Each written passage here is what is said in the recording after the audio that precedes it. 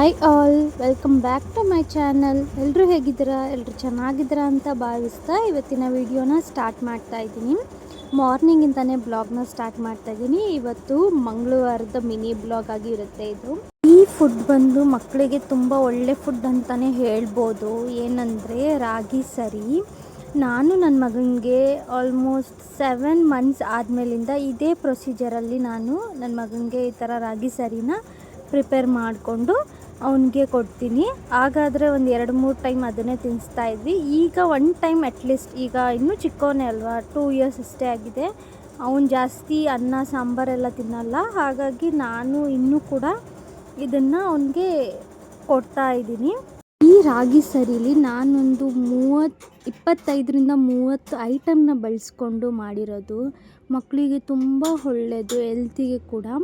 ಹಾಗೆ ಡ್ರೈ ಫ್ರೂಟ್ಸ್ನ ಮಕ್ಕಳಿಗೆ ನಾವು ನಾರ್ಮಲಾಗಿ ಕೊಡೋಕ್ಕಾಗಲ್ಲ ಹಾಗೆ ತಿನ್ನೋಕ್ಕೆ. ಹಾಗಾಗಿ ನಾನು ಅಟ್ಲೀಸ್ಟ್ ಒಂದು 6 ಮಂತ್ಸ್ ಆದರೂ ಇದೇ ಥರ ತಿನ್ನಲಿ ಅಂತ ಅಂದ್ಕೊಂಡು ಅದು ಕೂಡ ಖಾಲಿ ಆಗಿಬಿಟ್ಟಿತ್ತು. ಇವತ್ತಿಗೆ ಇರಲಿಲ್ಲ. ಹಾಗಾಗಿ ಮಾರ್ನಿಂಗ್ ಎದ್ದು ಫಸ್ಟ್ ಆ ಕೆಲಸನೇ ಸ್ಟಾರ್ಟ್ ಮಾಡ್ಕೊಂಡಿದ್ದೆ. ಈ ರೆಸಿಪಿನ ಕೂಡ ಶೂಟ್ ಮಾಡ್ಕೊಂಡಿದ್ದೀನಿ, ಯಾರಿಗಾದರೂ ಮಕ್ಕಳಿಗೆ ಯೂಸ್ಫುಲ್ ಆಗ್ಬೋದು ಅಂತ. ಇವತ್ತು ನಾನು ಏನೆಲ್ಲ ತೊಗೊಂಡಿದ್ದೀನಿ ಅಂತ ಕೂಡ ನಿಮಗೆ ತೋರಿಸ್ತೀನಿ. ನಾನು ಈ ಕಪ್ನಲ್ಲಿ ಒಂದು 3 ರಾಗಿನ ತೊಗೊಂಡಿದ್ದೀನಿ.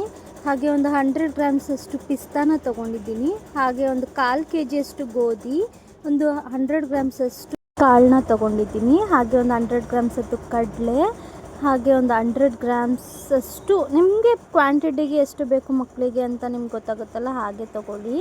ಕಡಲೆಕಾಯಿ ಬೀಜ ಜಾಸ್ತಿ ತೊಗೊಂಡಿದ್ದೀನಿ. ಹಾಗೆ ಮಕಾನ ತೊಗೊಂಡಿದ್ದೀನಿ, ಕಡಲೆಬೇಳೆ, ಹೆಸರು ಬೇಳೆ, ಉದ್ದಿನ ಬೇಳೆ, ಬೇಳೆ ನಾವು ಸಾಂಬಾರು ಬೇಳೆ ಯೂಸ್ ಮಾಡ್ತೀವಲ್ಲ ಆ ಬೇಳೆ, ಹೆಸರು ಕಾಳು, ಕಡಲೆಕಾಳು, ಹಾಗೆ ಒಂದು ಗ್ಲಾಸ್, ಒಂದು 1/4 kg ಅಕ್ಕಿ.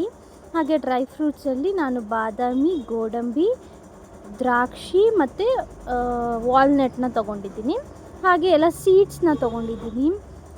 ಕುಂಬಳಕಾಯಿ ಬೀಜ, ಸೂರ್ಯಕಾಂತಿ ಬೀಜ, ಪಂಪ್ಕಿನ್ ಸೀಡ್ಸು, ಹಾಗೆ ಸ್ವಲ್ಪ ಜೀರಿಗೆ, 1 ಸ್ಪೂನಷ್ಟು ಜೀರಿಗೆ, 1 ಸ್ಪೂನಷ್ಟು ಮೆಣಸು, ಹಾಗೆ ಜಾಕಾಯಿ ಮತ್ತು ತೊಗೊಂಡಿದ್ದೀನಿ.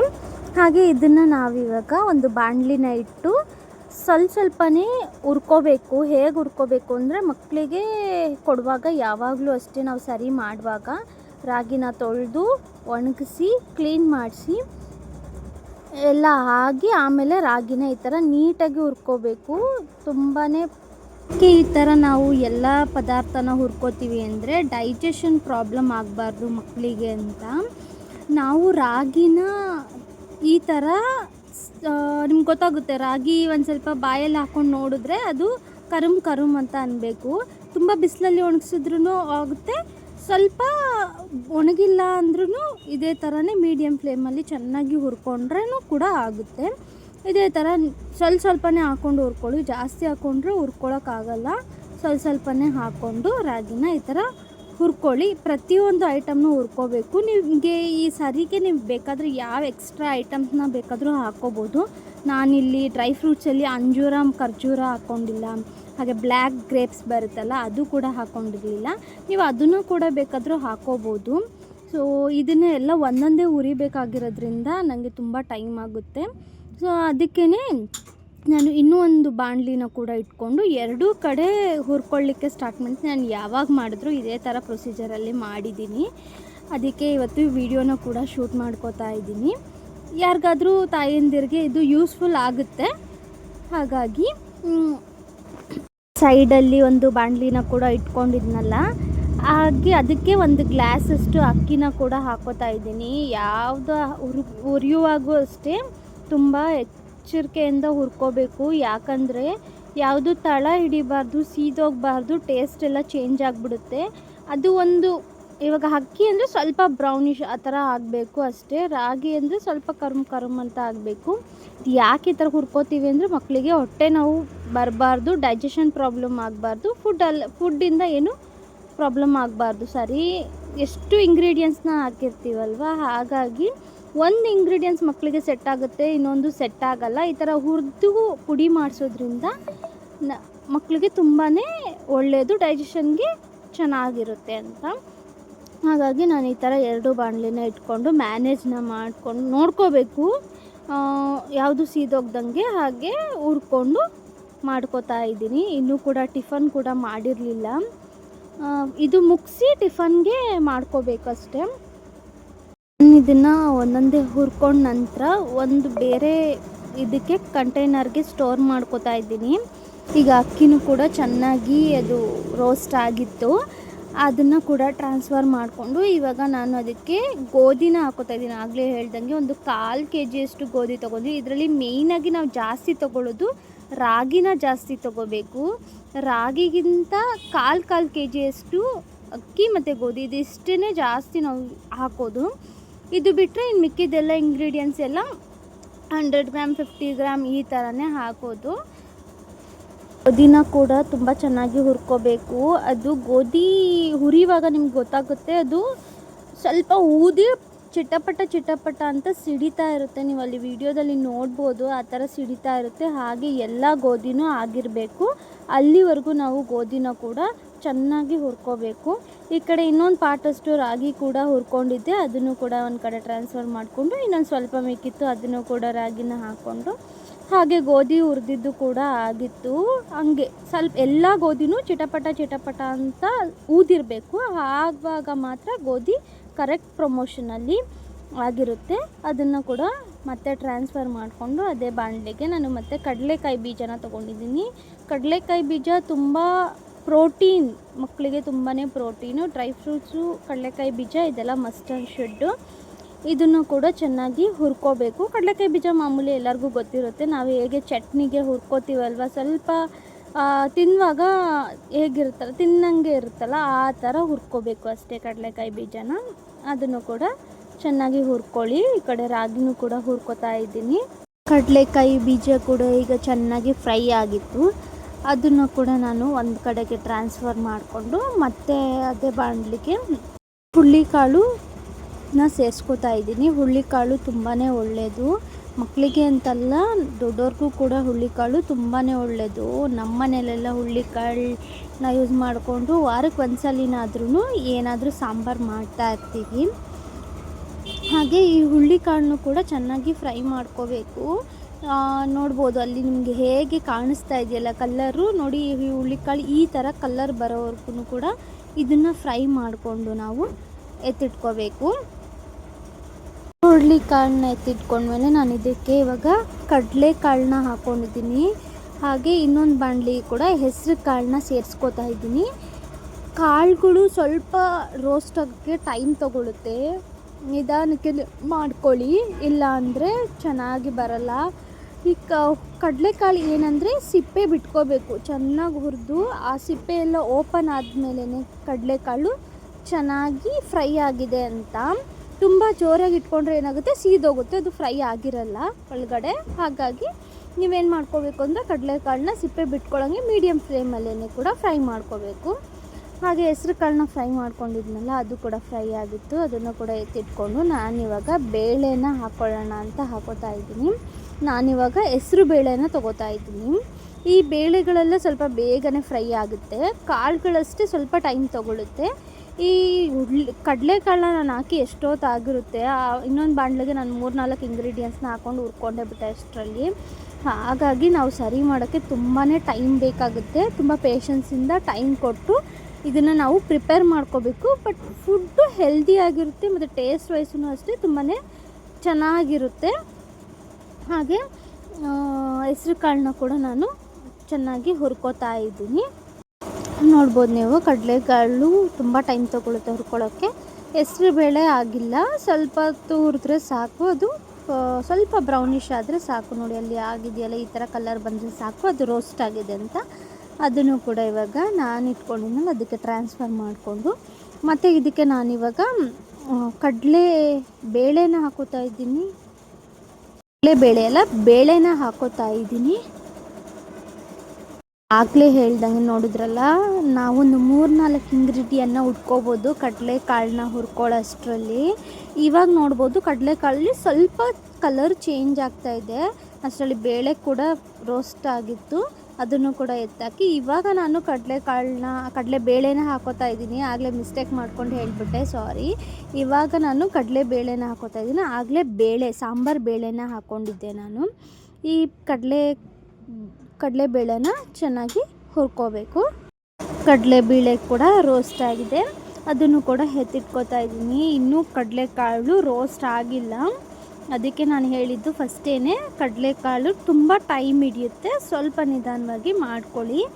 ಈ ಥರ ನೀವು 2 ಬಾಣಲಿ ಯೂಸ್ ಮಾಡ್ಕೊಂಡು ಮಾಡೋದ್ರಿಂದ ನಿಮಗೂ ಟೈಮ್ ಕೂಡ ಸೇವ್ ಆಗುತ್ತೆ, ಹಾಗೆ ತುಂಬ ಹೊತ್ತು ನಿಂತ್ಕೋಬೇಕಾಗುತ್ತಲ್ಲ, ಅದು ಕೂಡ ಸ್ಟ್ರೈನ್ ಕೂಡ ಕಮ್ಮಿ ಆಗುತ್ತೆ. ಈ ಥರ ಎರಡೆರಡನ್ನ ಇಟ್ಕೊಂಡ್ರೆ ಹುರ್ಕೊಳ್ಳೋದು ಬೇಗ ಆಗುತ್ತೆ. ಹಾಗೆ ಇವಾಗ ನಾನು ಇದಕ್ಕೆ ಕಡಲೆನ ಸೇರಿಸ್ಕೊತಾ ಇದ್ದೀನಿ. ಕಡಲೆ ಕೂಡ ಒಂದು ಒಳ್ಳೆ ಪ್ರೋಟೀನ್ ಅಂತಲೇ ಹೇಳ್ಬೋದು. ಇದನ್ನು ಕೂಡ ನಾನು ಒಂದಷ್ಟು ಇಂಗ್ರೀಡಿಯೆಂಟ್ಸ್ನ ನಾನು 1 ವರ್ಷವರೆಗೂ ಹಾಕಿರಲಿಲ್ಲ. ಆಮೇಲೆ ನಾನು ಹುರುಳಿಕಾಳು, ಕಡಲೆ ಇಂಥವನ್ನೆಲ್ಲ ನಾನು 1 ವರ್ಷ ಆದಮೇಲೆ ಸೇರಿಸ್ಕೊಂಡಿದ್ದು. ನಾನು ಹೇಗೆ ಮಾಡ್ಕೋತಾ ಇದ್ದೆ ಅಂತ ಅಂದರೆ 3 ಮಂತ್ಸಿಂದನೇ ನನ್ನ ಮಗನಿಗೆ ನಾನು ಯೂಶ್ವಲಾಗಿ ಸರಿನ ಸ್ಟಾರ್ಟ್ ಮಾಡಿದ್ದು. 3 ಮಂತ್ಸಲ್ಲಿ ನಾನು ಬರೀ ರಾಗಿನ ಕೊಟ್ಟಿದ್ದೆ ಅಷ್ಟೇ, ಬೇರೆ ಏನೂ ಹಾಕಿರಲಿಲ್ಲ. ರಾಗಿನ ಕೊಟ್ಟಿದ್ದೆ. ಆಮೇಲೆ 6 ಮಂತ್ಸ್ ಆದಮೇಲೆ ಸ್ವಲ್ಪ ಬೇಳೆ ಅಕ್ಕಿನ ಆ್ಯಡ್ ಮಾಡ್ಕೊಂಡಿದ್ದೆ ಅಷ್ಟೇ, ಡ್ರೈ ಫ್ರೂಟ್ಸ್ನ ಹಾಕೇ ಇರಲಿಲ್ಲ. 9 ಮಂತ್ಸ್ ಆದಮೇಲೆ ನಾನು ಎಲ್ಲ ಥರ ಡ್ರೈ ಫ್ರೂಟ್ಸ್ನ ಸ್ವಲ್ಪ ಹಾಕೋಕ್ಕೆ ಸ್ಟಾರ್ಟ್ ಮಾಡಿಕೊಂಡೆ. ನಾನು ಈ ಸರಿನ ಜಾಸ್ತಿ ದಿನ ಸ್ಟೋರ್ ಮಾಡ್ಕೊಳ್ಳಲ್ಲ, ಒಂದು 1 ಮಂತ್ವರೆಗೂ ಅಷ್ಟೇ ನನಗೆ ಬರುತ್ತೆ ಈ ಸರಿ ಅಷ್ಟೇ. ಅಷ್ಟು ಕಮ್ಮಿನೇ ಮಾಡ್ಕೊಳ್ಳಿ ಕ್ವಾಂಟಿಟಿಲಿ, ಅವಾಗೇ ಅದು ಫ್ಲೇವರ್ ಕೂಡ ಹಾಳಾಗಲ್ಲ. ತುಂಬ ದಿನ ಇಟ್ಟರೆ ಹುಳನೂ ಆಗುತ್ತೆ ಮತ್ತು ಅದು ಫ್ಲೇವರ್ ಲೆಸ್ ಆಗ್ತಾ ಬರುತ್ತೆ. ನಾವು ಇಟ್ಟಷ್ಟು ದಿನವೂ ಫ್ಲೇವರ್ ಲೆಸ್ ಆಗ್ತಾ ಇರುತ್ತೆ. ಹಾಗಾಗಿ ನೀವು ಕೂಡ ಸ್ವಲ್ಪ ದಿನಕ್ಕೆ ಹಾಗಂಗೆ ಮಾಡ್ಕೊಳ್ಳಿ. ನಾನು ಹೇಳ್ದಂಗೆ 1 ವರ್ಷ ಆದಮೇಲೆ ನಾನು ಈ ಥರ ಮಾಡೋಕ್ಕೆ ಸ್ಟಾರ್ಟ್ ಮಾಡಿದ್ದು. ಮುಂಚೆ ಎಲ್ಲ ನಾನು ಒಂದೊಂದೇ ಇಂಗ್ರೀಡಿಯೆಂಟ್ಸ್ನ ಆ್ಯಡ್ ಮಾಡ್ಕೊಂಡು ಬರ್ತಿದ್ದೆ ಅಷ್ಟೇ. ಯಾಕಂದರೆ ಮಕ್ಕಳಿಗೆ ಯಾವ ಡೈಜೆಷನ್ ಆಗುತ್ತೆ, ಯಾವ ಡೈಜೆಷನ್ ಆಗಲ್ಲ ಅನ್ನೋದು ನಮ್ಗೆ ಗೊತ್ತಿರಲ್ಲ. ಒಂದೊಂದೇ ಇಂಗ್ರೀಡಿಯೆಂಟ್ಸ್ನ ಆ್ಯಡ್ ಮಾಡ್ಕೊಂಡು ಬಂದರೆ ಇದು ಒಂದೊಂದೇ ಇಂಗ್ರೀಡಿಯೆಂಟ್ಸ್ ಮಕ್ಕಳಿಗೂ ಕೂಡ ಸೆಟ್ ಆಗ್ತಾ ಇರುತ್ತೆ ಅಷ್ಟೇ, ಬೇರೆ ಏನೂ ಇಲ್ಲ. ಇವಾಗ ನಾನು ಎಲ್ಲ ಥರ ಸೀಡ್ಸು ತೋರಿಸಿದ್ನಲ್ವ, ಸೀಡ್ಸು, ಜೀರಿಗೆ, ಮೆಣಸು, ಬಜೆನ ಹಾಕೋತೀನಿ ನಾನು. ಬಜೆ, ಜಾಕಾಯಿ ಡೈಜೆಷನ್ಗೆ ಇವೆಲ್ಲ ತುಂಬಾ ಒಳ್ಳೆಯದು ಮಕ್ಕಳಿಗೆ. ಹಾಗಾಗಿ ನಾನು ಈ ಸರಿಲೇ ಇದನ್ನೆಲ್ಲ ಸೇರಿಸ್ಕೋತೀನಿ. ಎಕ್ಸ್ಟರ್ನಲ್ ಆಗಿ ನಾನು ಯಾವುದನ್ನು ಕೊಡಲ್ಲ, ಹಾಗೆ ತಿನ್ನೋಕ್ಕೆ ಆಗಲ್ಲ ಅವ್ರಿಗೆ, ತಿನ್ನೋದು ಇಲ್ಲ. ಇವಾಗಲೇ ಅವ್ನು 2 ವರ್ಷ ಕೊಟ್ಟರು ಅವ್ನು ತಿನ್ನಲ್ಲ. ಹಾಗಾಗಿ ನಾನು ಸರಿಲೇ ಇದನ್ನೆಲ್ಲ ಆ್ಯಡ್ ಆನ್ ಮಾಡಿಕೊಂಡು ಚೆನ್ನಾಗಿ ಅದನ್ನು ಕೂಡ ಈ ಬೀಜಗಳೆಲ್ಲ ಕಹಿ ಬಂದುಬಿಡುತ್ತೆ, ಹಾಗಾಗಿ ಚೆನ್ನಾಗಿ ಹುರ್ಕೋಬೇಕು. ಅದನ್ನು ಕೂಡ ಚೆನ್ನಾಗಿ ಹುರ್ಕೊಂಡು ಜೀರಿಗೆ ಎಲ್ಲ ಸಿಡಿಬೇಕು. ಹಂಗೆ ಇದನ್ನು ಕೂಡ ಚೆನ್ನಾಗಿ ಹುರ್ಕೋತಾ ಇದ್ದೀನಿ. ಈ ಸೀಡ್ಸ್ ಎಲ್ಲ ಕೂಡ ಇವಾಗ ಚೆನ್ನಾಗಿ ಚಟಪಟ ಅಂತ ಸಿಡಿತಾ ಇತ್ತು. ಹಾಗೆ ಅದನ್ನು ಕೂಡ ಒಂದು ಕಡೆಗೆ ಟ್ರಾನ್ಸ್ಫರ್ ಮಾಡಿಕೊಂಡೆ. ಇವಾಗ ಕಾಳು ಬೇಳೆ ಅದೆಲ್ಲ ಆಲ್ಮೋಸ್ಟ್ ಮುಗೀತು, ಇನ್ನು ಕಡಲೆಕಾಳು ಮಾತ್ರ ಹಾಗೆ ಹುರಿತಾ ಇದ್ದೀನಿ. ಅದಕ್ಕೆ ನಾನು ಹೇಳಿದ್ದು, ಅದಕ್ಕೆ ತುಂಬ ಟೈಮ್ ಬೇಕು. ಅದಕ್ಕೆ ನೀವು 2 ಬಾಣಲಿ ಇಟ್ಕೊಂಡು ಬೇಗ ಆಗೋದು ಒಂದು ಕಡೆ, ತುಂಬ ಟೈಮ್ ಬೇಕಾಗೋದು ಒಂದು ಕಡೆ ಇಟ್ಕೊಂಡು ಹುರ್ಕೊಂಡ್ರೆ ನಿಮಗೂ ಈಸಿ ಆಗುತ್ತೆ. ಇದೆಲ್ಲ ಮಿಕ್ಸ್ ಮಾಡ್ಕೊಂಡಂತೂ ಹುರ್ಕೊಳ್ಳೋಕ್ಕಾಗಲ್ಲ, ಯಾಕಂದರೆ ಒಂದು ಬೇಗ ಆಗುತ್ತೆ, ಒಂದು ಲೇಟಾಗಿ ಆಗುತ್ತೆ. ಹಾಗಾಗಿ ನಾನು 2 ಬಾಣಲಿನ ಯೂಸ್ ಮಾಡಿಕೊಂಡು ಮಾಡ್ಕೊಳ್ಳೋದು. ಈಗ ನಾನು ಗೋಡಂಬಿನ ತೊಗೊಂಡಿದ್ದೀನಿ. ಗೋಡಂಬಿ ಮಕ್ಕಳಲ್ಲಿ ವೆಯ್ಟ್ ಗೇನ್ನ ಮಾಡೋಕ್ಕೆ ತುಂಬಾ ಹೆಲ್ಪ್ ಮಾಡುತ್ತೆ. ಅದಕ್ಕೆ ನಾನೊಂದು 8 ಮಂತ್ಸಿಂದನೇ ಗೋಡಂಬಿನ ಕೂಡ ಹಾಕೋಕ್ಕೆ ಸ್ಟಾರ್ಟ್ ಮಾಡಿದ್ದೆ. ಡ್ರೈ ಫ್ರೂಟ್ಸಲ್ಲಿ ನಾನು ಜಾಸ್ತಿ ಯಾವುದು ಡ್ರೈ ಫ್ರೂಟ್ಸ್ ಹಾಕ್ತಾ ಇರಲಿಲ್ಲ, ಗೋಡಂಬಿನ ಹಾಕ್ತಾಯಿದ್ದೆ. ಹಾಗಾಗಿ ಇವಾಗ ಗೋಡಂಬಿನ ಕೂಡ ನಾನು ರೋಸ್ಟ್ ಮಾಡ್ಕೋತಾ ಇದ್ದೀನಿ. ಗೋಡಂಬಿ ಬೇಗನೆ ಅದು ಕಲರ್ ಬಂದುಬಿಡುತ್ತೆ, ನೋಡ್ಕೋಬೇಕು ನೀವು. ಹಾಗೆ ಈ ಕಡೆಯೂ ಕೂಡ ಕಡಲೆಕಾಳು ಆಗಿತ್ತು, ಅದಕ್ಕೆ ಉದ್ದಿನ ಬೇಳೆನ ಸೇರಿಸ್ಕೊಂಡು ಅದನ್ನು ಕೂಡ ರೋಸ್ಟ್ನ ಮಾಡಿಕೊಂಡು ಚೆನ್ನಾಗಿ ರೋಸ್ಟ್ ಮಾಡಿಕೊಂಡು ಎತ್ತಿಟ್ಕೋತಾ ಇದ್ದೀನಿ. ಹಾಗೆ ಈ ಕಡೆ ಮಖಾನನ ಹಾಕೋತಾ ಇದ್ದೀನಿ. ಈ ಮಖಾನ ಏನಂದರೆ ಹೇಗೆ ರೋಸ್ಟ್ ಮಾಡಬೇಕಂದ್ರೆ, ಇದನ್ನು ಸ್ವಲ್ಪ ಕರಮ್ ಅಂತ ಆಗಬೇಕು. ಈ ಕುರ್ಕುರೆ ಎಲ್ಲ ಬರುತ್ತೆ ನೋಡಿ, ಆ ಥರ ಅದು ಕ್ರಂಚ್ ಆಗಬೇಕು. ಕೈಯಲ್ಲಿ ಇದು ಮಾಡಿದ್ರೆ ಕ್ರಂಚ್ ಆಗಬೇಕು, ಆ ಥರ ಮಾಡ್ಕೊಳ್ಬೇಕು. ಹಾಗೆ ನಾನಿವಾಗ ಡ್ರೈ ಫ್ರೂಟ್ಸ್ನ ಹಾಕೋತಾ ಇದ್ದೀನಿ. ಏನಂದರೆ ಬಾದಾಮಿ ಮತ್ತು ವಾಲ್ನಟ್ನ ಒಂದೊಂದು ಕಡೆ ಹಾಕ್ಕೊಂಡು ಅದನ್ನು ಕೂಡ ಚೆನ್ನಾಗಿ ರೋಸ್ಟ್ ಮಾಡ್ಕೋತಾ ಇದ್ದೀನಿ. ಇದೆರಡನ್ನೂ ಸ್ವಲ್ಪ ಜಾಸ್ತಿ ರೋಸ್ಟ್ ಮಾಡ್ಕೋಬೇಕು. ಹಾಗೆಯೇ ಬಾದಾಮಿ ಜೊತೆಗೆ ಸ್ವಲ್ಪ ರೋಸ್ಟ್ ಆದಮೇಲೆ ಅದ್ರ ಜೊತೆಗೇ ದ್ರಾಕ್ಷಿನ ಕೂಡ, ದ್ರಾಕ್ಷಿ ಸ್ವಲ್ಪ ರೋಸ್ಟ್ ಆದರೆ ಸಾಕಲ್ವ, ಹಾಗಾಗಿ ಅದನ್ನು ದ್ರಾಕ್ಷಿ ಜೊತೆಗೆ ಬಾದಾಮಿ ಜೊತೆಗೆ ಹಾಕ್ಕೊಂಡು ದ್ರಾಕ್ಷಿನ ರೋಸ್ಟ್ ಮಾಡ್ಕೋತಾ ಇದ್ದೀನಿ. ಇನ್ನೊಂದು ಕಡೆ ಲಾಸ್ಟ್ ಫೈನಲ್ ಇಂಗ್ರೀಡಿಯೆಂಟ್ ಅದು ಪಿಸ್ತಾನ. ನಾನು ಯಾವಾಗಲೂ ಡ್ರೈ ಫ್ರೂಟ್ಸ್ನ ಲಾಸ್ಟಲ್ಲೇ ಇಟ್ಕೋತೀನಿ ರೋಸ್ಟ್ ಮಾಡೋಕ್ಕೆ, ಯಾಕಂದರೆ ಸ್ವಲ್ಪ ಡ್ರೈ ಫ್ರೂಟ್ಸ್ ಟೈಮ್ ತೊಗೊಳುತ್ತೆ. ಹಾಗಾಗಿ ನಾನು ಆಗಲೇ ಹೇಳ್ದಂಗೆ ಎಲ್ಲನೂ ಒಂದು ಕಡೆ ಒಂದು ಕಂಟೈನರ್ಗೆ ಹಾಕ್ಕೊತಾ ಇದ್ನಲ್ವ, ಈಗ ಎಲ್ಲನೂ ಹಾಕ್ಕೊಂಡಿದ್ದೀನಿ. ಇದಕ್ಕೆ ಸ್ವಲ್ಪ ನಾನು ಉಪ್ಪನ್ನ ಸೇರಿಸ್ಕೊತಾ ಇದ್ದೀನಿ, ಯಾಕಂದರೆ ಇದು ಯಾವುದೇ ರೀತಿ ಹುಳ ಆಗಬಾರ್ದು. ಬೀಸುವಾಗೇ ಉಪ್ಪನ್ನ ಈ ಥರ ಸೇರಿಸ್ಕೊಂಡ್ರೆ ಹುಳ ಆಗಲ್ಲ. ಹಾಗಾಗಿ ನಾನು ಫಸ್ಟೇ ಉಪ್ಪನ್ನ ಇದಕ್ಕೆ ಸೇರಿಸ್ಕೊತಾ ಇದ್ದೀನಿ. ಸೇರಿಸ್ಕೊಂಡು ಚೆನ್ನಾಗಿ ಮಿಕ್ಸ್ ಮಾಡ್ಕೊತೀನಿ, ಯಾಕಂದರೆ ಒಂದೇ ಕಡೆ ಇದ್ದರೆ ಎಲ್ಲ ಹಸಿಟ್ಟು ಮಿಕ್ಸ್ ಆಗಲ್ಲ, ಹಾಗೆ ಬೀಸ್ಬಿಡ್ತಾರಲ್ವ.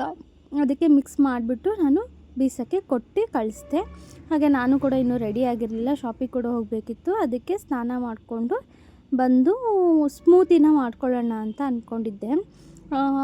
ನಮ್ಮ ಅತ್ತೆ ಟಿಫನ್ಗೆ ರೆಡಿ ಮಾಡಿದರು, ರವೆ ರೊಟ್ಟಿ ಮಾಡಿದ್ರು. ನಾನು ಸರಿನ ರೆಡಿ ಮಾಡೋಷ್ಟರಲ್ಲಿ ಅವರೇ ರವೆ ರೊಟ್ಟಿ ಮಾಡಿದರು. ಈಗ ನನಗೆ ನಮ್ಮ ಮನೆಯವ್ರಿಗೆ ಒಂದೊಂದು ಸ್ವಲ್ಪ ಸ್ಮೂತಿ, ನಾನು ಯಾಕಂದರೆ ಟಿಫನ್ ಸ್ವಲ್ಪ ಲೇಟಾಗಿ ಮಾಡ್ತಾ ಇರೋದ್ರಿಂದ ಸ್ಮೂತಿನ ಕುಟ್ಕೊಳ್ಳೋಣ ಅಂತ ಅಂದ್ಬಿಟ್ಟು ಇವತ್ತು ಆ್ಯಪಲ್ ಮತ್ತು ಬನಾನಾ ಸ್ಮೂತಿನ ಮಾಡ್ಕೋತಾ ಇದ್ದೀನಿ. ಇದು ಮಾತ್ರ ತುಂಬಾ ಚೆನ್ನಾಗಿರುತ್ತೆ. ಯಾರು ಸ್ಮೂತಿ ಕುಡಿಯಲ್ಲ ಅನ್ನೋರ್ಗೂ ಈ ಟೇಸ್ಟ್ ನೀವು ಕೊಟ್ಟರೆ ಸ್ಮೂತಿನ ಮತ್ತೆ ಮಾಡಿಕೊಡಿ ಅಂತ ಕೇಳ್ತಾರೆ. ತುಂಬಾ ಚೆನ್ನಾಗಿ ಬಂದಿತ್ತು. ನಾನು ಯಾವ ಥರ ಸ್ಮೂತಿನ ಮಾಡ್ಕೋತೀನಿ ಅಂತ ಇದನ್ನು ಕೂಡ ಶೂಟ್ ಮಾಡ್ಕೊಂಡಿದ್ದೀನಿ. ನಾನಿವಾಗ ಈ ಮಿಕ್ಸ್ಚರ್ ಜಾರಿಗೆ ಒಂದು 3 ಬನಾನಾನ ಹಾಕ್ಕೊಂಡಿದ್ದೀನಿ, ಪಚ್ಚಬಾಳೆಹಣ್ಣು, ಹಾಗೆ ಒಂದು ಆ್ಯಪಲ್ನ ತೊಗೊಂಡು ಸಣ್ಣಗೆ ಕಟ್ ಮಾಡ್ಕೊಂಡಿದ್ದೀನಿ. ಅರ್ಧ ಆ್ಯಪಲ್ನ ನಾನು ಮಿಕ್ಸಿಗೆ ಹಾಕೋತಾ ಇದ್ದೀನಿ, ಪೂರ್ತಿ ಆ್ಯಪಲ್ನ ಹಾಕೋತಾ ಇಲ್ಲ. ಯಾಕಂದರೆ ಆ್ಯಪಲ್ನ ನಾನು ಏನು ಮಾಡ್ತೀನಿ ಅಂತ ತೋರಿಸ್ತೀನಿ ನಿಮಗೆ. ಈಗ ಮಿಕ್ಸರ್ ಜಾರ್ಗೆ ಏನೇನೆಲ್ಲ ಹಾಕ್ಕೊಂಡಿದ್ದೀನಿ ಅಂತ ಹೇಳಿದ್ನಲ್ಲ, ಇವಾಗ ನಾನು ಡ್ರೈ ಫ್ರೂಟ್ಸ್ ಪೌಡರ್ನ ರೆಡಿ ಮಾಡಿ ಇಟ್ಕೊಂಡಿದ್ದೆ. ಅದನ್ನು ಕೂಡ ಇದಕ್ಕೆ ಒಂದು 3 ಸ್ಪೂನಷ್ಟು, ಒಂದು 3-4 ಜನಕ್ಕೆ ಮಾಡ್ಕೋತಾ ಇದ್ದೀವಿ ಅಂದರೆ ಒಂದು 3-4 ಸ್ಪೂನ್, ಎಷ್ಟು ಒಬ್ಬರಿಗೆ 1 ಸ್ಪೂನ್ ಆದರೆ ಸಾಕಾಗುತ್ತೆ. ಎಲ್ಲ ಥರ ಡ್ರೈ ಫ್ರೂಟ್ಸ್ನ ಹಾಕ್ಕೊಂಡು ಪೌಡರ್ನ ಮಾಡಿ ಇಟ್ಕೊಂಡಿದ್ದೆ, ಅದನ್ನು ಕೂಡ ಇದಕ್ಕೆ ಸೇರಿಸ್ಕೊತಾ ಇದ್ದೀನಿ. ಸೇರಿಸ್ಕೊಂಡು ಒಂದು 4 ಡೇಟ್ಸ್ನ ಹಾಕೋತಾ ಇದ್ದೀನಿ, ಖರ್ಜೂರ, ಒಣ ಖರ್ಜೂರ ಅಲ್ಲ, ಹಸಿ ಖರ್ಜೂರ ಬರುತ್ತಲ್ಲ, ಅದನ್ನು ಹಾಕೋತಾ ಇದ್ದೀನಿ. ಹಾಗೆ ಅದನ್ನು ಹಾಕ್ಕೊಂಡು ಇವಾಗ ಒಂದು ಗ್ಲಾಸಷ್ಟು ಹಾಲನ್ನ ತೊಗೊಂಡು ಅದಕ್ಕೆ ಹಾಕೋತಾ ಇದ್ದೀನಿ. ತುಂಬ ಗಟ್ಟಿ ಹಾಲು ತೊಗೋಬೇಡಿ, ಸ್ವಲ್ಪ ತೆಳುವಾಗಿ ಇರಲಿ ಹಾಲು, ಯಾಕಂದರೆ ಈ ಕನ್ಸಿಸ್ಟೆನ್ಸಿನೂ ತುಂಬ ಗಟ್ಟಿ ಬರುತ್ತಲ್ವ. ಹಾಗಾಗಿ ಸ್ವಲ್ಪ ತೆಳು ಹಾಲನ್ನೇ ತೊಗೊಳ್ಳಿ, ಚೆನ್ನಾಗಿರುತ್ತೆ. ಅದನ್ನು ಕೂಡ ಮಿಕ್ಸಿ ಮಾಡಿಕೊಂಡು ನಾನು ಆಗಲೇ ಕಟ್ ಮಾಡಿ ಇಟ್ಕೊಂಡಿದ್ನಲ್ಲ ಆ್ಯಪಲ್ನ, ಈ ಥರ ಸ್ವಲ್ಪ ಕೆಳಗಡೆಗೆ ಹಾಕೋತಾ ಇದ್ದೀನಿ ಗ್ಲಾಸ್ಗೆ. ಅದ್ರ ಜೊತೆಗೆ ಒಂದು ಸ್ವಲ್ಪ ಕಟ್ ಮಾಡಿಟ್ಕೊಂಡು ಡೇಟ್ಸ್ನ ಹಾಕೋತಾ ಇದ್ದೀನಿ. ತುಂಬಾ ಚೆನ್ನಾಗಿರುತ್ತೆ. ಆವಾಗ ಸ್ಮೂತಿ ಜೊತೆ ಬಾಯಲ್ಲಿ ಸಿಗ್ತಾ ಇರುತ್ತಲ್ಲ, ತುಂಬ ಚೆನ್ನಾಗಿರುತ್ತೆ. ಹಾಗೆ ಇವಾಗ ರುಬ್ಬಿಟ್ಕೊಂಡಿದ್ನಲ್ಲ ಅದನ್ನು ಕೂಡ ಗ್ಲಾಸ್ಗೆ ಹಾಕೋತಾ ಇದ್ದೀನಿ. ಹಾಗೆ ಇನ್ನೊಂದು ಸ್ವಲ್ಪ ಕಟ್ ಮಾಡಿದ್ದ ಆ್ಯಪಲ್ನ ಮೇಲೆ ಗಾರ್ನಿಷಿಂಗ್ ಥರ ಮಾಡ್ತಾಯಿದ್ದೀನಿ. ತುಂಬ ಚೆನ್ನಾಗಿರುತ್ತೆ, ಟೇಸ್ಟ್ ವೈಸ್ ಅಂತೂ ತುಂಬಾ ಚೆನ್ನಾಗಿರುತ್ತೆ. ನೀವು ಒಂದ್ಸಲ ಮಾಡ್ಕೊಂಡು ತಿನ್ನಿ. ಹಾಗೆ ಸ್ವಲ್ಪ ದ್ರಾಕ್ಷಿ ಮತ್ತು ಡ್ರೈ ಫ್ರೂಟ್ಸ್ನ ಪೌಡರ್ ಮಾಡಿಕೊಂಡು ಹಾಕೋತಾ ಇದ್ದೀನಿ. ಈ ಥರ ಮಾಡ್ಕೊಂಡು ಕುಡಿಯೋದ್ರಿಂದ ನಮಗೆ ಹೊಟ್ಟೆನೂ ತುಂಬುತ್ತೆ, ಹಾಗೆ ಎಲ್ಲ ಥರ ಡ್ರೈ ಫ್ರೂಟ್ಸು ಎಲ್ಲನೂ ಸೇರಿಕೊಳ್ಳುತ್ತೆ ಬಾಡಿಗೆ. ತುಂಬಾ ಟೇಸ್ಟ್ ವೈಸು ತುಂಬಾ ಚೆನ್ನಾಗೂ ಇರುತ್ತೆ. ನೀವು ಒಂದ್ಸಲ ಈ ಥರ ಟ್ರೈ ಮಾಡಿ. ಹಾಗೆ ಟಿಫನ್ಗೆ ರವೆ ರೊಟ್ಟಿನ ಮಾಡ್ಕೊಂಡಿದ್ರು ನಮ್ಮತ್ತೆ. ಅವರು ರೊಟ್ಟಿನ ನಾನು ಬಾಕ್ಸಿಗೆ ಮಧ್ಯಾಹ್ನಕ್ಕೆ ಅಂತ ತೊಗೊಂಡೋದೆ, ಸ್ಮೂತಿನ ಬೆಳಗ್ಗೆ ಕುಡ್ಕೊಂಡಷ್ಟೇ. ಹಾಗೆ ಬೀಸೋಕ್ಕೆ ಕಳಿಸಿದ್ದೆ ಹಸಿಟ್ಟನ್ನ ಅನ್ನಲ್ಲ, ಇವಾಗ ಬೀಸ್ಕೊಂಡು ತೊಗೊಂಡು ಬಂದಿದ್ರು. ನೋಡ್ಬೋದು ಈ ಥರ ಇದೆ. ತುಂಬಾ ದೊಡ್ಡವರು ಕೂಡ ಇದನ್ನು 1 ಸ್ಪೂನ್ ಹಾಕ್ಕೊಂಡು ಮಾಲ್ಟ್ ಥರನೂ ಯೂಸ್ ಮಾಡ್ಕೋಬೋದು. ಮನೆಯಿಂದ ಶಾಪಿಗೆ ಕೂಡ ಬಂದಾಯಿತು. ಶಾಪ್ನ ಸ್ವಲ್ಪ ಕ್ಲೀನ್ ಮಾಡಬೇಕು. ಇವಾಗ ಕ್ಲೀನ್ ಮಾಡಿ ಮಿಕ್ಕಿದ ಕೆಲಸನ ಕೂಡ ಸ್ಟಾರ್ಟ್ ಮಾಡ್ಕೋಬೇಕು. ಹಾಗೆ ಒಂದು ವರ್ಕ್ ಕೂಡ ಹಾಕಬೇಕಿತ್ತು, ಅದನ್ನು ಕೂಡ ಹಾಕಬೇಕಿವಾಗ. ಈಗ ಸ್ವಲ್ಪ ಕ್ಲೀನ್ ಮಾಡ್ಕೋತಾ ಇದ್ದೆ ಶಾಪ್ನ. ಡೈಲಿ ಮಾರ್ನಿಂಗ್ ರೋಟೀನ್ ಈ ಥರನೇ ಇರುತ್ತೆ. ಮನೇಲಿ ಸ್ವಲ್ಪ ಟಿಫನ್ನ ಮಾಡಿಕೊಂಡು ಶಾಪಿಗೆ ಕೂಡ ಬಂದು ಸ್ವಲ್ಪ ಎಲ್ಲ ಕಡೆ ಕ್ಲೀನ್ ಮಾಡಿಕೊಂಡು ನಾನು ಕೆಲಸನ ಕೂಡ ಸ್ಟಾರ್ಟ್ ಮಾಡ್ಕೋತೀನಿ. ಈಗ ಒಂದು ಕಸ್ಟಮರ್ದು ಈವ್ನಿಂಗ್ ಬ್ಲೌಸ್ ಸ್ಟಿಚ್ ಮಾಡಬೇಕಿತ್ತು, ವರ್ಕ್ ಮಾಡಿ. ಹಾಗೆ ಅದನ್ನು ಕೂಡ ವರ್ಕ್ ಮಾಡಲಿಕ್ಕೆ ಹಾಕಿದ್ದೆ. ಅವ್ರದ್ದೇ ಬ್ಲೌಸ್ನ ನಾನು ಸ್ಟಿಚ್ ಮಾಡಬೇಕು. ಫಸ್ಟ್ ವರ್ಕ್ ಹಾಕ್ಬಿಟ್ರೆ ಆಮೇಲೆ ನಾವು ಸ್ಟಿಚ್ ಮಾಡ್ಕೊಳ್ಳೋಕ್ಕೆ ಈಸಿ ಆಗುತ್ತೆ. ಅದು ಅದ್ರ ಪಾಡಿಗೆ ಅದು ಆಗ್ತಾ ಇರುತ್ತೆ. ಹಾಗಾಗಿ ನಾನು ಮಾರ್ಕಿಂಗ್ನೆಲ್ಲ ಮಾಡಿಕೊಂಡು ಈಗ ಫ್ರೇಮ್ಗೆ ಕೂಡ ಪೀಸ್ನ ಫಿಟ್ ಮಾಡ್ತಾಯಿದ್ದೀನಿ. ಇದನ್ನು ಫಿಟ್ ಮಾಡಿಕೊಂಡು ನಾನು ವರ್ಕ್ನ ಸೆಟ್ ಮಾಡಿ ವರ್ಕ್ ಸ್ಟಾರ್ಟ್ ಮಾಡಿಬಿಟ್ಟು ಮಿಕ್ಕಿದ ಕೆಲಸನ ಮಾಡ್ಕೋತೀನಿ. ಹಾಗೆ ಇದೇ ಕಸ್ಟಮರ್ದು ಒಂದು ಕುಚ್ಚು ಕೂಡ ಹಾಕಬೇಕಿತ್ತು ಇವತ್ತು, ಅದನ್ನು ಕೂಡ ಹಾಕೋಬೇಕು. ತುಂಬ ಕೆಲಸ ಕೂಡ ಇದೆ. ಈ ವಿಡಿಯೋದಲ್ಲೇ ನಾನು ಡಿಸೈನ್ನ ತೋರಿಸಿದ್ದೀನಿ, ಡಿಸೈನ್ ಅಂತ ಕೂಡ ಈ ವಿಡಿಯೋದಲ್ಲಿ ತೋರಿಸಿದ್ದೀನಿ. ಸಿಂಪಲ್ ಡಿಸೈನ್ನ ಮಾಡ್ಕೋತಾ ಇದ್ದೀನಿ. ಸೊ ಯಾವ ಥರ ಇದೆ ಡಿಸೈನ್ ಅಂದರೆ ಸಿಂಪಲಾಗಿ ಒಂದು ಮ್ಯಾಂಗೋ ಬಂದಿದೆ, ಈ ಒಂದು ಲೈನ್ ಇದೆ. ಇದನ್ನು ಇವಾಗ ಆ ಪೀಸ್ಗೆ ನಾನು ಹಾಕ್ತಾ ಇದ್ದೀನಿ. ಡಿಸೈನ್ನ ಸೆಲೆಕ್ಟ್ ಮಾಡ್ಕೋಬೇಕಲ್ಲ, ಇವಾಗ ಫೋಲ್ಡರ್ ಒಳಗಡೆ ಇರುತ್ತೆ ಡಿಸೈನು, ಅದನ್ನು ಕೂಡ ನಾನು ನಂಬರ್ ವೈಸ್ ಚೆಕ್ ಮಾಡಿಕೊಂಡು ಡಿಸೈನ್ನ ಕೂಡ ಈ ಥರ ಸೆಲೆಕ್ಟ್ ಮಾಡ್ಕೋತೀನಿ. ಸೆಲೆಕ್ಟ್ ಮಾಡ್ಕೊಂಡು ಒಂದೇ ಸಲ ಇಟ್ಕೋತೀನಿ, ಬ್ಯಾಕು ಫ್ರಂಟು ಸ್ಲೀವ್ ಅಂತ. ಹಾಗೆ ಇಟ್ಕೊಂಡು ಒಂದೇ ಸಲ ಯೂಸ್ ಮಾಡ್ಕೋಬೋದು. ಇದು ನೋಡಿ ಫ್ರಂಟ್ ಡಿಸೈನು, ಕಲರ್ಸ್ನ ಅಷ್ಟೇ ದಾರದ ಕಲರ್ ಎಲ್ಲನೂ ಚಾಯ್ಸ್ ಮಾಡಿ ದಾರನೂ ಕೂಡ ಸೆಟ್ ಮಾಡಿ ಇಟ್ಕೋತೀನಿ. ಎಲ್ಲ ಆದಮೇಲೆ ಮಿಷಿನ್ನ ಸ್ಟಾರ್ಟ್ ಮಾಡ್ತೀನಿ. ಈ ಥರನೇ ಯಾವಾಗಲೂ ಮಾಡ್ಕೋತೀನಿ. ಇವಾಗೂ ಅಷ್ಟೇ ನಾನು ಹೇಳಿದ್ನಲ್ಲ, ಬ್ಲೌಸ್ನ ಮಾರ್ಕಿಂಗ್ ಕೂಡ ನಾನು ಒಂದ್ಸಲ ಚೆಕ್ ಮಾಡ್ಕೊಂಬಿಡ್ತೀನಿ. ಇವಾಗ ಇದು ಕರೆಕ್ಟಾಗಿ ಬರುತ್ತಾ ಫ್ರೇಮ್ ಫಿಕ್ಸ್ ಆದಮೇಲೆ ಅಂತ ಮಾರ್ಕಿಂಗ್ ಕೂಡ ಮಾಡಿಕೊಂಡು, ಯಾವಾಗಲೂ ಅಷ್ಟೇ ಮಾರ್ಕಿಂಗ್ನ ಮಾಡಿಕೊಂಡೇ ವರ್ಕ್ನ ಸ್ಟಾರ್ಟ್ ಮಾಡ್ತೀನಿ. ಯಾವುದೇ ತಿರ್ಗಿ ಮಾರ್ಕಿಂಗ್ನ ಮಾಡ್ದಲೇ ವರ್ಕ್ನ ಸ್ಟಾರ್ಟ್ ಮಾಡಲ್ಲ. ಒಂದೊಂದು ಪೀಸ್ ತುಂಬ ಚಿಕ್ಕದಾಗಿರುತ್ತೆ, ಒಂದೊಂದು ಪೀಸ್ ತುಂಬ ದೊಡ್ಡದಾಗಿರುತ್ತೆ. ಈಗ ಫ್ರೇಮಲ್ಲಿ ನಾನು ಕೂಡ ಡಿಸೈನ್ನ ಸೆಟ್ ಮಾಡ್ಕೋತಾ ಇದ್ದೀನಿ. ಸೆಟ್ ಮಾಡಿಕೊಂಡು ಡಿಸೈನ್ನ ಸ್ಟಾರ್ಟ್ ಮಾಡ್ತೀನಿ. ಅದು ಕರೆಕ್ಟಾಗಿ ಬರ್ತಿದೆ ಅಂದರೆ ಏನಾದರೂ ಆಲ್ಟ್ರೇಷನ್ಸ್ ಇದ್ದರೆ ಆಲ್ಟ್ರೇಷನ್ನ ಮಾಡ್ಕೊಂಬಿಡ್ತೀನಿ. ಚಿಕ್ಕದು ದೊಡ್ಡದು ಅದೆಲ್ಲ ಸ್ವಲ್ಪ ಮಟ್ಟಿಗೆ ಮಾಡ್ಕೋಬೋದು ಅಷ್ಟೇ. ಇದರಲ್ಲೇನು ತುಂಬ ಆಲ್ಟ್ರೇಷನ್ಸ್ನ ಮಾಡ್ಕೊಳ್ಳೋಕ್ಕಾಗಲ್ಲ. ಒಂದು ಸ್ವಲ್ಪ ನೆಕ್ನ ಚಿಕ್ಕದು ಮಾಡ್ಕೋಬೋದು, ಒಂದು ಸ್ವಲ್ಪ ನೆಕ್ನ ದೊಡ್ಡದು ಮಾಡ್ಕೋಬೋದು ಅಷ್ಟೇ, ಬೇರೆ ಏನೂ ಮಾಡ್ಕೊಳ್ಳೋಕ್ಕಾಗಲ್ಲ. ಡಿಸೈನ್ ಹೆಂಗಿರುತ್ತೋ ಹಾಗಿರುತ್ತೆ. ನೋಡಿ ಡಿಸೈನ್ ಆದಮೇಲೆ ಈ ಥರ ಬಂದಿದೆ ಮ್ಯಾಂಗೋ ಡಿಸೈನು. ಸಿಂಪಲಾಗಿ ತುಂಬಾ ಚೆನ್ನಾಗಿ ಕಾಣಿಸ್ತಿದೆ. ಹಾಗೆ ಇವಾಗ ಬ್ಯಾಕ್ ಆಗಿತ್ತು, ಫ್ರಂಟ್ ಆಗಬೇಕಿತ್ತು. ನಾನು ಕೂಡ ಈ ಡಿಸೈನ್ ಆಗಷ್ಟರಲ್ಲಿ ಒಂದು ಕುಚ್ಚು ಹಾಕಬೇಕು ಅಂತ ಹೇಳಿದ್ನಲ್ಲ, ಸಿಂಪಲ್ ಕುಚ್ಚು, ಅದಕ್ಕೆ ಏನು ತೋರಿಸ್ತಾ ಇಲ್ಲ. ಕುಚ್ಚೆಲ್ಲ ಆದಮೇಲೆ ವಿಡಿಯೋನ ಮಾಡ್ಕೊಂಡಿದ್ದೀನಿ, ಅದನ್ನು ಕೂಡ ಹಾಕಿದ್ದೀನಿ. ನಾನು ವಿಡಿಯೋನ ಕೊನೆವರೆಗೂ ನೋಡಿ, ಎಲ್ಲೂ ಸ್ಕಿಪ್ ಮಾಡ್ದೇಲೇ. ಹಾಗೆ ನನ್ನ ಚಾನಲ್ಗೆ ಇನ್ನೂ ಸಬ್ಸ್ಕ್ರೈಬ್ ಆಗಿಲ್ಲ ಅಂದರೆ ಹೋಗಿ ಸಬ್ಸ್ಕ್ರೈಬ್ ಆಗಿ. ಹಾಗೆ ಈ ವಿಡಿಯೋ ಇಷ್ಟ ಆಗಿದೆ ಅಂದರೆ ಲೈಕ್ ಮಾಡಿ, ಶೇರ್ ಮಾಡಿ. ಇದೇ ಕುಚ್ಚು ನಾನು ಹೇಳಿದ್ನಲ್ಲ, ಬೇಬಿ ಕುಚ್ಚನ್ನ ಕೂಡ ಬೆಳಗ್ಗೆಯಿಂದ ಅಂದರೆ ವರ್ಕ್ನ ನೋಡಿಕೊಂಡು ನಾನು ಬೇಬಿ ಕುಚ್ಚನ್ನ ಕೂಡ ಹಾಕ್ಕೊಂಡೆ, ಅದು ಆಗಿತ್ತು.